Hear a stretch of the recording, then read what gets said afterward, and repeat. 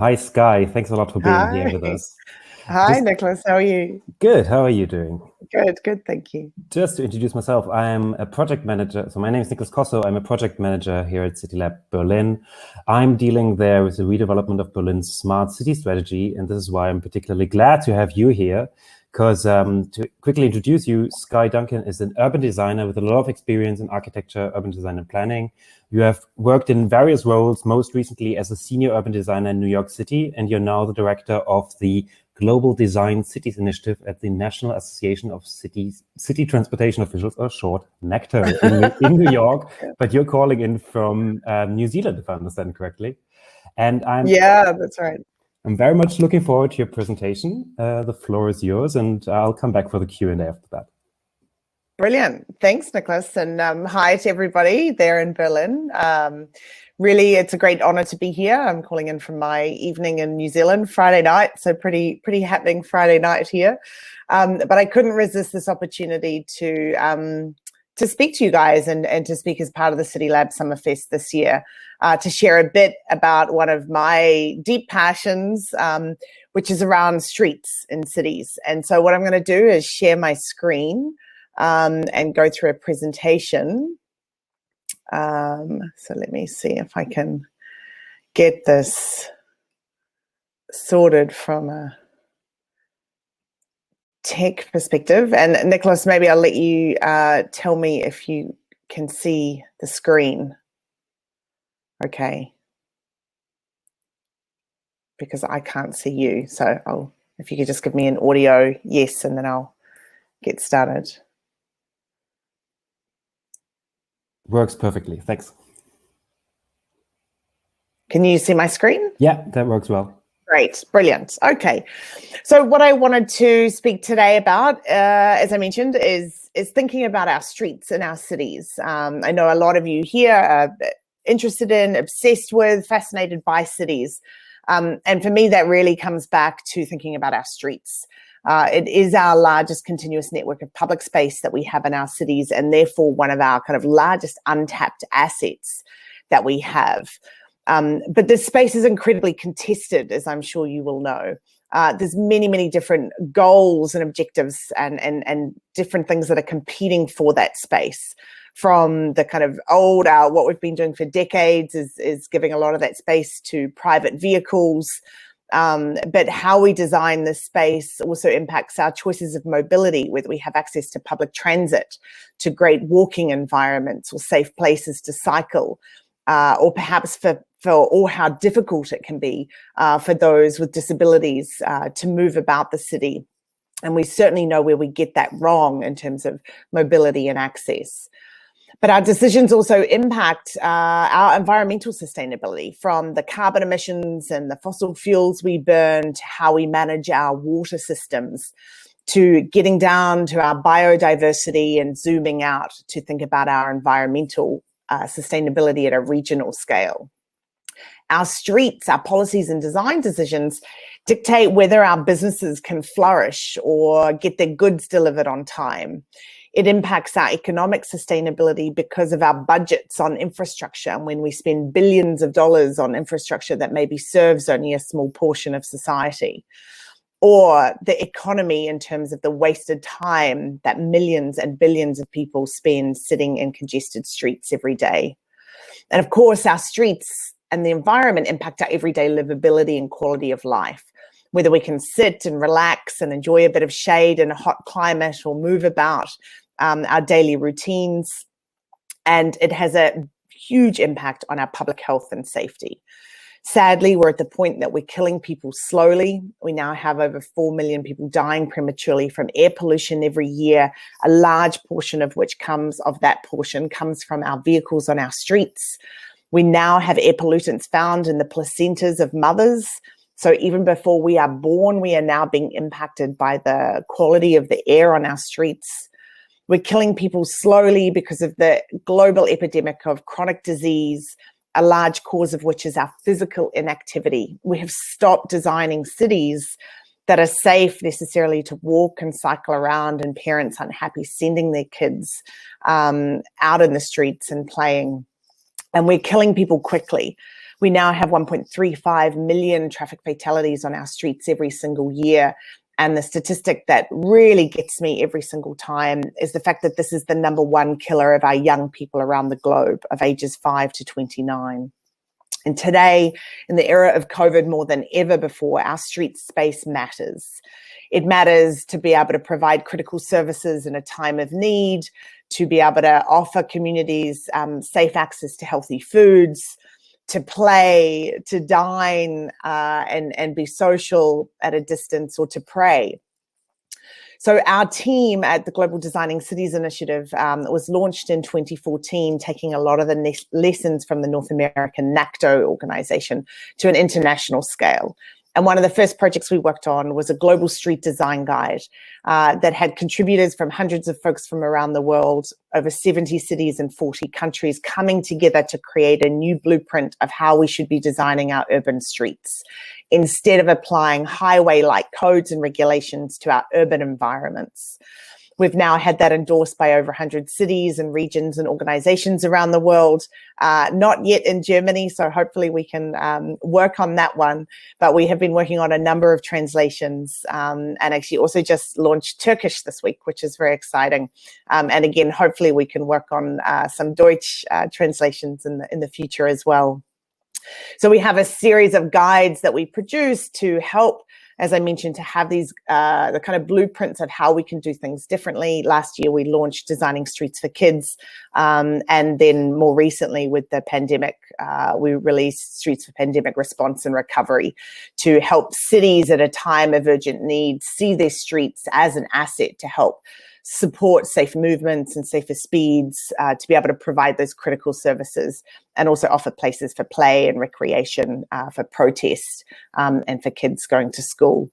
And there's a whole series of cut sheets, and I've shared the links with these resources, which are all free downloads in multiple languages with the organizers, and they can share that with anyone listening and interested. But of course, it's all very well to have things on paper and sitting on the shelf or online these days on a PDF. But a big part of our work is working directly with city governments to put these into practice.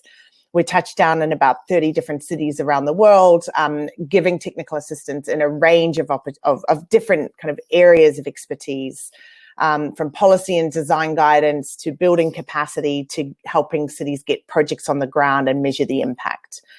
And our goal is to help folks take these kind of global agendas, these many kind of global crises that we're facing, and to translate that into local action, to be able to inspire our leaders and inform our practitioners with technical information, yet to make it accessible enough so that we can empower our communities to demand more of the spaces that they have, to essentially invert the outdated hierarchical pyramid where the car has been king for too long and we've forgotten about people, to instead put people first, to prioritize our most vulnerable, our kids, our elderly, our people with disabilities, to prioritize sustainable mobility options, freight and city services, and when we have space, to give that to private automobiles. And of course, it's important we get our new streets right, but a big part of this is asking about what's possible of the spaces we have, because the bulk of our streets are already built. So if we don't put on like a new set of glasses and look at those streets in a new way to ask what's possible, we're never going to be able to address all of the crises that we are facing. We need this space, this finite space in our cities, to serve more functions and to serve more people. We need to make sure that these spaces are not only safe and accessible for everybody, but healthy and comfortable, and also inspiring and educational, that they're spaces that can foster love and joy on a daily routine in somebody's life. And for us, a lot of the time, it's reminding ourselves to sometimes look at the street from the perspective of 95 centimeters, which is the height of an average 3-year-old. And we've built these reverse periscopes to help, engineers and planners and city makers to get out and think about the street from that height. And of course, a big part of this is how we value our space. We're really good at how we value our private property, and we're really not very good at how we value our public realm. If we take typical 3-meter width, like a travel lane width, and we think about how many people that space can serve or move through, we see very quickly that our sustainable modes of transport can move many more times than those in private automobiles.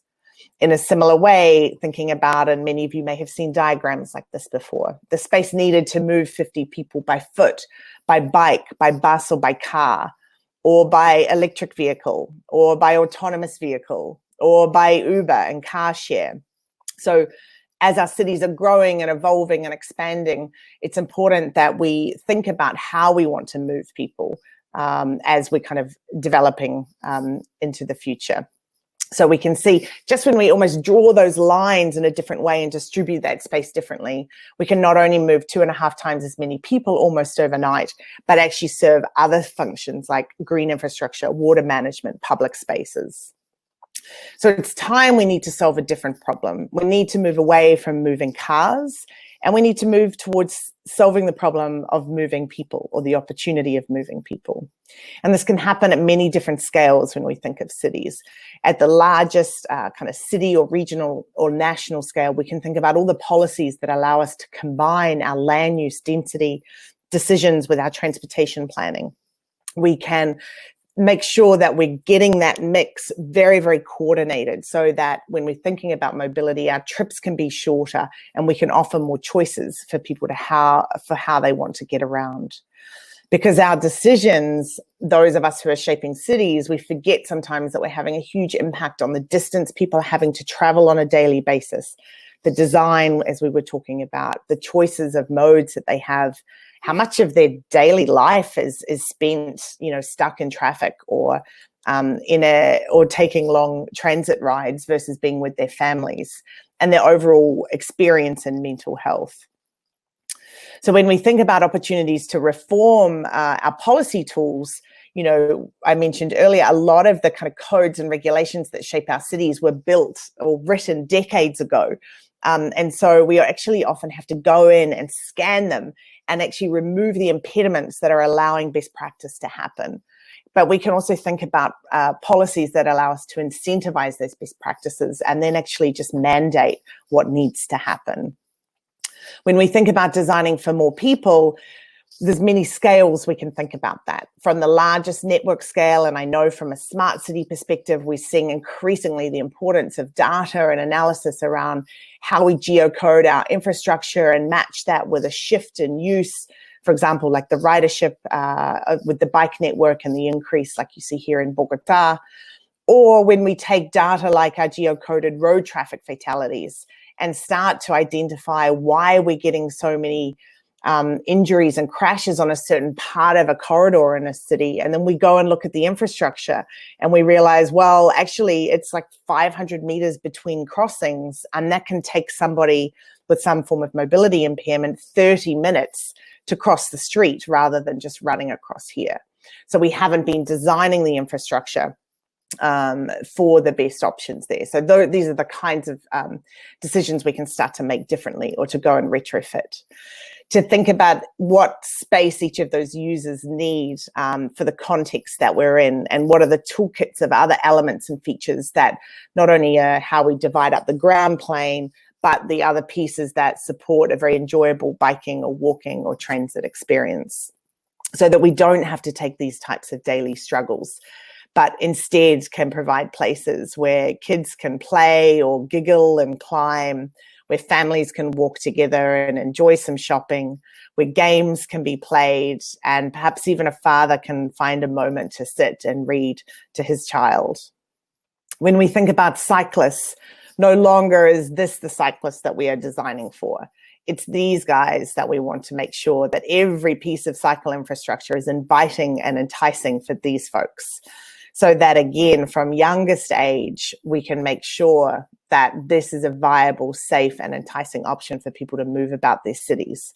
And we've now got the evidence and the examples from around the globe showing this is possible. Even, a little closer to you guys over in Milan and Italy, and we're seeing, the increase in this in the days of COVID. And I know this is happening in Germany as well. With transit, it's fundamental because if we don't give some of our street space, then those buses are stuck in the same congestion and people are unlikely to leave their private automobiles. So the more we can get out the red paint or whatever color it is and claim some of that space for transit, for moving people, the better. That we can take these types of frustrating and, annoying experiences and transform them so it's easy and accessible for families to use transit, and maybe even a little educational and fun while we're waiting at the transit stop, whether we're a child or an adult. And making sure that we can take our kind of oversized travel lanes and scale them down to a size that achieves safer speeds, but also reclaims space back for other users. And it's great to see some of the practices happening again around the globe, reducing speeds through the speed limits and through the design. Where we can limit vehicular access to certain parts of the city. And we've seen more recently, as I'm sure you've heard in Oslo, what that can do, in terms of saving lives and also kind of enticing growth in the city centres. And very exciting to hear about the recent announcements coming out of Paris on this as well. Of course, if we don't measure it, we can't manage it, as Mike Bloomberg, one of our key funders of this work, often mentions. So a big part of our work is measuring the impact as well. Not only the physical and operational space in terms of how that space is distributed, but if we change that, then how do we also understand the shift in use and activity? If we build more bike lanes, do we get more cyclists, and who are those cyclists? And these are the kind of shorter term metrics that allow us to work towards the long-term goals, which are ultimately, making sure that our cities have cleaner air and people aren't dying on the streets and we have overall kind of improved public health. Shifting away from the measurement of one user to a much more comprehensive and inclusive and contextual approach to metrics. And there's lots more information, I won't go into it, but about the, the what, when, why, how in the guide. And then we try and show a lot of street transformations, adapting real life scenarios to show different realities of how the space could be transformed, from large thoroughfares and matching this with case studies of places who have done it. This particular example from Moscow and Russia, to giant grand streets that can be rethought to be greener and move, thousands more people per hour, a bit like we saw in Buenos Aires and Argentina, where again, the data and metrics show that it was safer, that people moved at more efficient speeds, and we had a reduction in CO2 emissions. To our smaller residential streets being rethought, a bit like this example in Copenhagen, where vehicles can still have access, but it's slow and kids can be out, families can be out climbing and playing and learning to ride bikes. And finally, rethinking some of the streets around some of our key destinations, our hospitals and schools, our commercial streets, that again can be transformed to reimagine what that space could be like. A bit like we've been doing recently in the city of Istanbul in Turkey, working with local partners in the city government there, working with the community to transform the space in a temporary way to then trial it and get the metrics to make that permanent. To rethinking car park spaces in Bogota in Colombia, or giant large intersections that can be rethought. Showing again that with the data that the conflicts have gone down, and the surveys show that the majority of people by far want that to be made permanent. So this can help to influence local policy decisions around transforming projects to become permanent and scaling up these strategies to other parts of the city.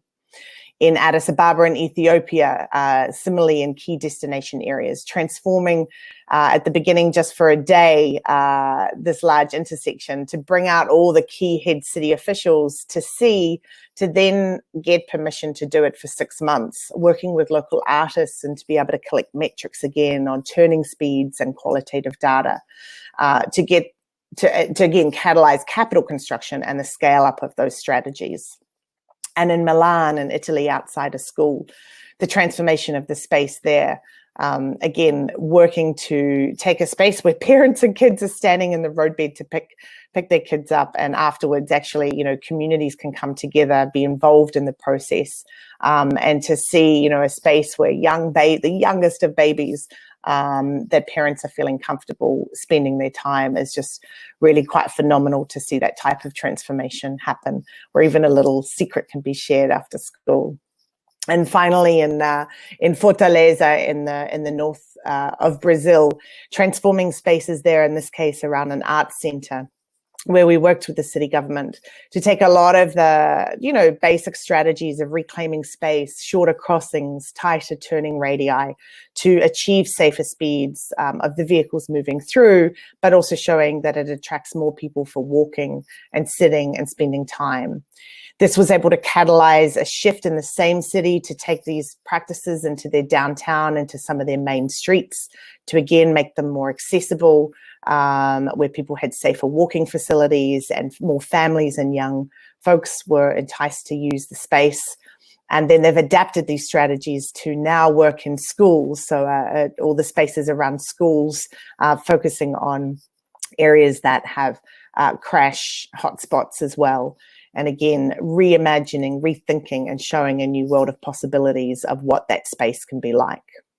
And finally, a lot of these efforts, not just us, but many partners working together around the world, we've been able to show in certain cities that really impressive results of overall drop in fatalities. And these are literally lives saved on the streets through being creative and rethinking that limited and finite space that we have. So our hope is that these types of tools can help you guys and others and folks you work with, and different folks around the world to reimagine and reinvent their streets so that they can be safer and more sustainable for everybody. So thanks so much for having me. It's a great honor to share some of our work with you, and very happy to take any questions and answers, and I'll stop there. Thanks a lot. That was very inspiring and rang true a lot of the things we see here in Berlin, where we have this discussion very much. We're discussing since years how to redefine public space, and we, especially now in the pandemic, we had these like prototypes where we tried out bike lanes in some streets, and some now have become permanent bike lanes. We have play areas in streets on the weekends, which are like sort of blocked off for a couple of hours. We now like start these super blocks. So we have this discussion very much going on. But also Berlin, actually yesterday there was a report featured by the European Commission which ranked Berlin 219th out of 323 European cities with regards to air quality, being last in Germany. So we really have the need that you spoke about in the beginning. Yeah. And one thing I was wondering, because like in the end, when we talk about like redistributing public space, this always becomes into a conflict about distribution, right? And it means while a lot of people will gain from this, for some people it means they either lose out because maybe they need their cars, or they, they don't have an alternative to it, or they have to change. So how do you deal with these conflicts? Because these are real conflicts where people are getting also into heated debates. Right? Oh, I tell you what, you can't see it. My skin is really, really thick now, as we say in English. Look, the conflict it's a given. There is always conflict in transforming spaces, even for people who want to see change, even people who rationally understand the global crises and public health crises that we are facing. There's that great cartoon that says, "Who wants to change?" And everyone puts up their hand. It says, "But who wants to change themselves?" And it's like, no, nobody actually wants to. They want to see the change potentially in the best case scenario. So look, it's difficult. I think there's a number of things we can do. We can work to find local champions in communities who want to see this type of change, who are willing to kind of help get it on the ground and advocate for it and speak out in a positive sense for it. And it's very important that we collect the metrics and the data, because what happens is that allows us to shift from kind of anecdote to analysis. It was interesting. Our board chair, Jeanette Sadak-Khan, I don't know if you may have heard of Times Square in New York City. So she was in charge of closing Times Square. And of course, everyone thought it was the most ludicrous idea in the world to take the busiest intersection and, take the cars out. And they said, well, Mike Bloomberg said, okay, look, you can do it for 6 months. And so they started to collect all the data. And of course, right, the taxi driver said, oh, my trip is so much longer and it's taking me ages now to get across town. But what they actually were able to do is then put GPSs in the buses and some of the taxis, and they could measure the air quality, and they looked at the taxes in the business, and they did qualitative surveys. And sure enough, anecdotally, we always tend to get the kind of loudest voices, which are often kind of the negative voices, dominating the conversation. And it's important that we have authentic engagement and we understand all the different perspectives, and that's how we get to a good design. And that's why these kind of temporary approaches are often really good, because we don't have the pressure of getting it perfect at the outset. We can change it.